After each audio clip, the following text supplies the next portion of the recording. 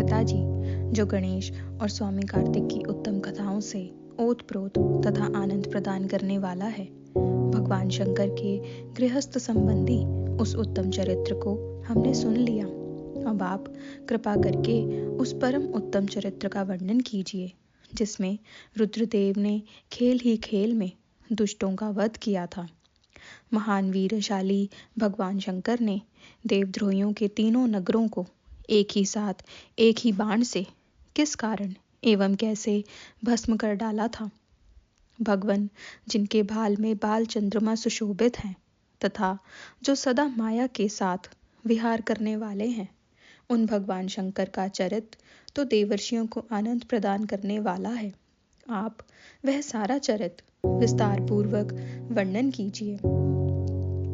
ब्रह्मा जी बोले, ऋषि श्रेष्ठ, पहले किसी समय व्यास ने सनत कुमार से ऐसा ही प्रश्न किया था। उस समय सनत कुमार ने जो कुछ उत्तर दिया था वही मैं वर्णन करता हूँ। उस समय सनत कुमार ने कहा था, महाबुद्धिमान व्यास जी, विश्व का संहार करने वाले चंद्रमौली शिव ने जिस प्रकार एक ही बाण से त्रिपुर को भस्म किया था, वह चरित्र कहता हूँ। सुनो मुनीश्वर, जब शिव कुमार स्कंद ने तारकासुर को मार डाला, तब उसके तीनों पुत्रों को महान संताप हुआ। उनमें तारकाक्ष सबसे ज्येष्ठ था, विद्युन्माली मझला था और छोटे का नाम कमलाक्ष था। उन तीनों में समान बल था। वे जितेंद्रिय, सदा कार्य के लिए उद्यत, संयमी, सत्यवादी, दृढ़चित, महान वीर और देवों से द्रोह करने वाले थे। उन तीनों ने सभी उत्तमोत्तम एवं मनोहर भोगों को परित्याग करके मेरु पर्वत की एक कंदरा में जाकर परम अद्भुत तपस्या आरंभ की। वहां उन्होंने हजारों वर्षों तक ब्रह्मा जी की प्रसन्नता के लिए अत्यंत उग्र तप किया। तब सुर और असुरों के गुरु महायशस्वी ब्रह्मा जी उनकी तपस्या से अत्यंत संतुष्ट होकर उन्हें वर देने के लिए प्रकट हुए। ब्रह्मा जी ने कहा, महादैत्यो, मैं तुम लोगों के तप से प्रसन्न हो गया हूँ, अतः तुम्हारी कामना के अनुसार तुम्हें सभी वर प्रदान करूंगा। देवद्रोहियों, मैं सबकी तपस्या के फलदाता और सर्वदा सब कुछ करने में समर्थ हूँ। अतः बताओ, तुम लोगों ने इतना घोर तप किस लिए किया है? सनत कुमार जी कहते हैं, मुने, ब्रह्मा जी की वह बात सुनकर उन सब ने अंजलि बांधकर पितामह के चरणों में प्रणिपात किया और फिर धीरे धीरे अपने मन की बात कहना आरंभ किया। दैत्य बोले, देवेश, यदि आप हम पर प्रसन्न हैं और हमें वर देना चाहते हैं, तो यह वर दीजिए कि समस्त प्राणियों में हम सबके लिए अवध्य हो जाएं। जगन्नाथ, आप हमें स्थिर कर दें और हमारे जरा, रोग आदि सभी शत्रु नष्ट हो जाएं तथा कभी भी मृत्यु हमारे समीप न फटके। हम लोगों का ऐसा विचार है कि हम लोग अजर अमर हो जाएं और त्रिलोकी में अन्य सभी प्राणियों को मौत के घाट उतारते रहें, क्योंकि ब्राह्मण यदि 5 ही दिनों में काल के गाल में चला जाना निश्चित है, तो अतुल लक्ष्मी, उत्तमोत्तम नगर, अन्य भोग सामग्री, उत्कृष्ट पद और ऐश्वर्य से क्या प्रयोजन है? मेरे विचार से तो उस प्राणी के लिए ये सभी व्यर्थ है।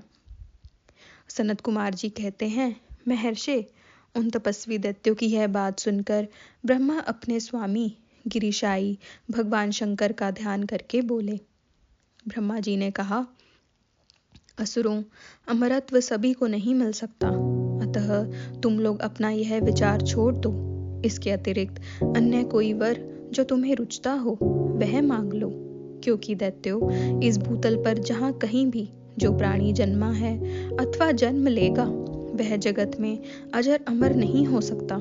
इसलिए पाप रहित असुरों, तुम लोग स्वयं अपनी बुद्धि से विचार कर मृत्यु की वंचना करते हुए कोई ऐसा दुर्लभ एवं दुस्साध्य वर मांग लो जो देवता और असुरों के लिए अशक्य हो।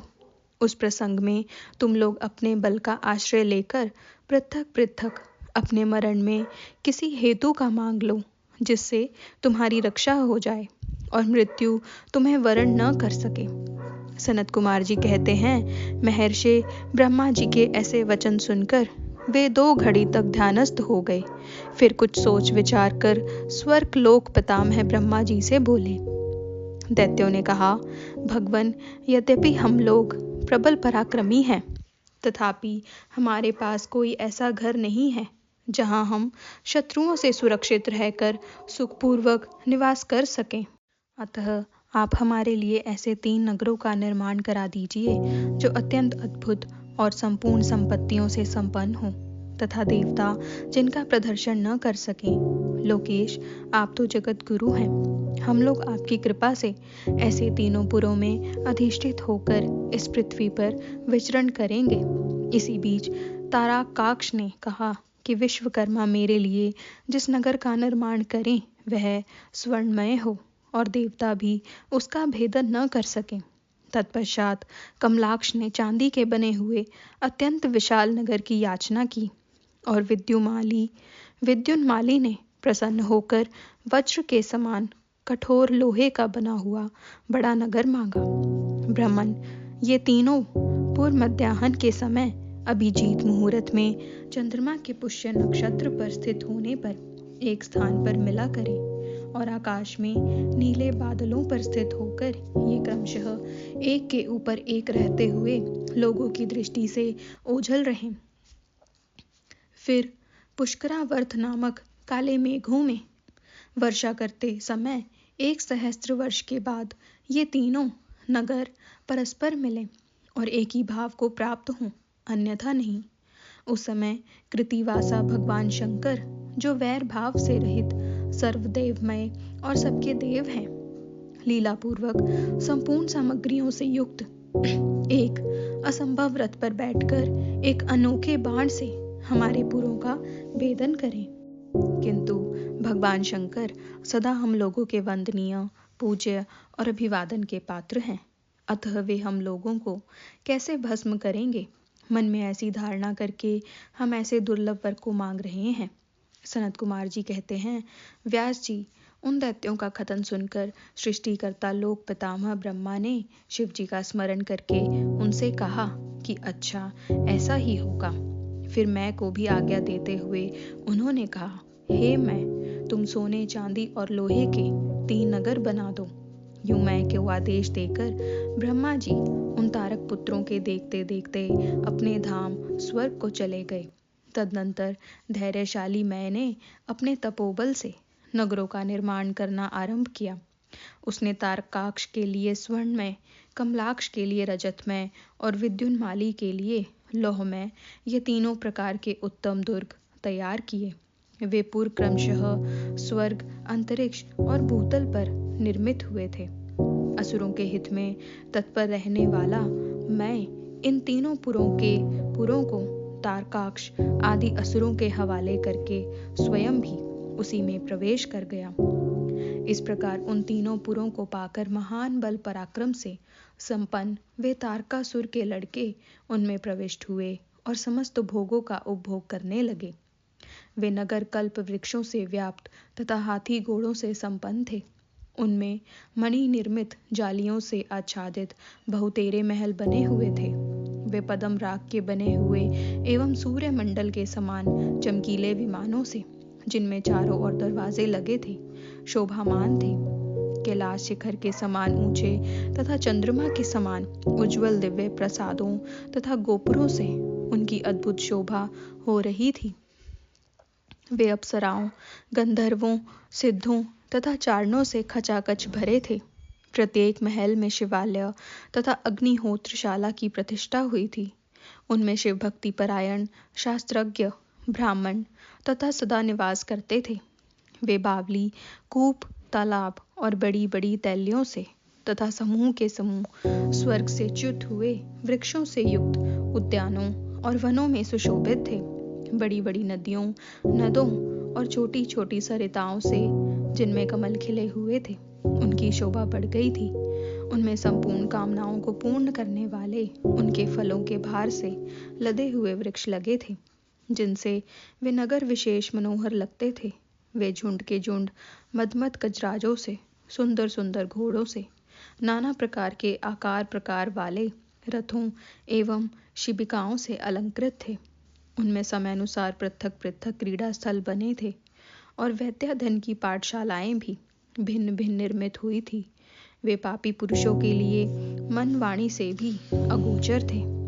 उन्हें सदाचारी पुण्यशील महात्मा ही देख सकते थे। पति सेवा परायण तथा कुधर्म से विमुख रहने वाली पतिव्रता नारियों ने उन नगरों के उत्तम स्थलों को सर्वत्र पवित्र कर रखा था। उनमें महाभाग शूरवीर दैत्य और श्रुति स्मृति के अर्थ के तत्वज्ञ एवं स्वधर्म परायण ब्राह्मण अपनी स्त्रियों तथा पुत्रों के साथ निवास करते थे। उनमें मय द्वारा सुरक्षित ऐसे सुदृढ़ पराक्रमी वीर भरे हुए थे, जिनके केश नील कमल के समान नीले और घुंघराले थे।